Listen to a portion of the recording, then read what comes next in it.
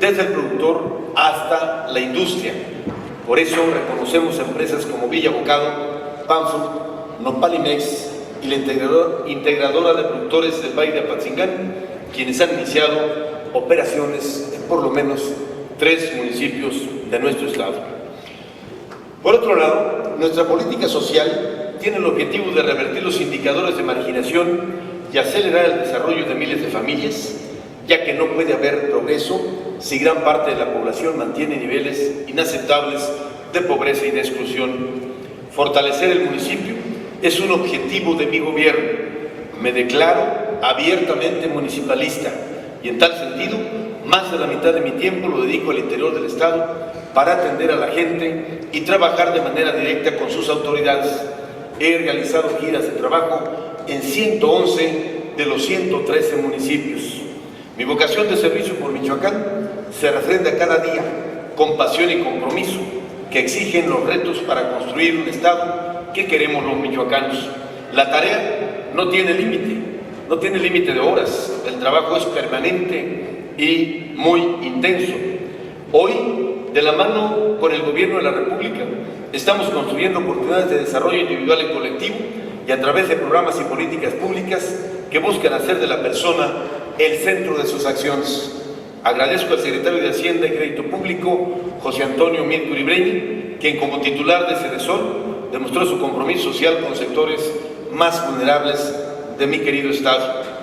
El eje central de nuestra política social es el ser humano. Trabajamos con la seguridad de que los apoyos dirigidos a los sectores más vulnerables no son dádivas, sino una inversión encaminada a mejorar sus condiciones de vida. Comparto con ustedes algunos de los programas más importantes. 1. Sí Alimenta, para atender a personas de tercera edad en situación de pobreza alimentaria. Desde el primer mes de esta administración se entrega un apoyo mensual para la nutrición de 100,000 adultos mayores de 65 años.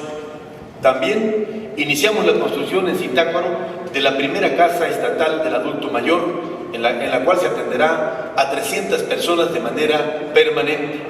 Segundo, un comienzo diferente que tiene como propósito disminuir la muerte de cuna y fortalecer la atención a mujeres embarazadas y recién nacidos en condiciones de desventaja. 3. Avanza Diferente, que otorga un apoyo económico mensual a niñas, niños y adolescentes de 0 a 16 años con discapacidad y en condiciones de pobreza. Ningún niño o niña con discapacidad en Michoacán se quedará fuera de este apoyo. Los adultos mayores de 60 años con discapacidad permanente son respaldados también con el programa Avanza Diferente.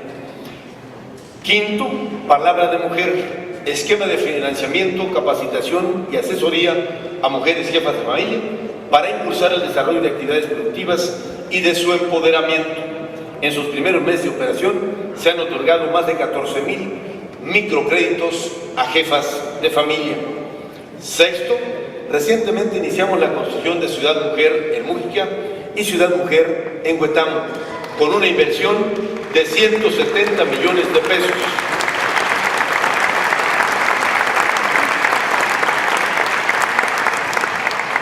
$170 millones de pesos, las cuales brindarán apoyo integral a cerca de 200,000 mujeres de 47 municipios, así como a sus hijas y a sus hijos. Séptimo, vivienda. Para batir el rezago y combatir el hacinamiento, firmamos un convenio de colaboración con FONAPO por 100 millones de pesos que se destinan a la construcción de casas, ampliaciones o mejoramientos en beneficios de familias de situación de pobreza.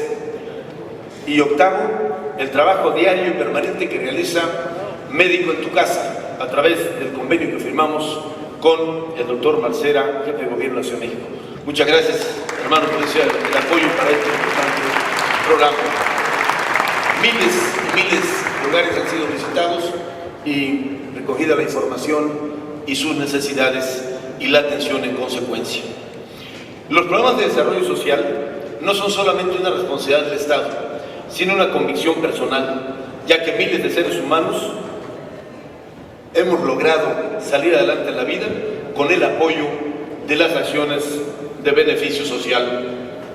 Lamentablemente, aún existen zonas olvidadas donde a falta de presencia del gobierno y las instituciones, aunado a la pobreza y escasez de oportunidades, la delincuencia organizada ha permeado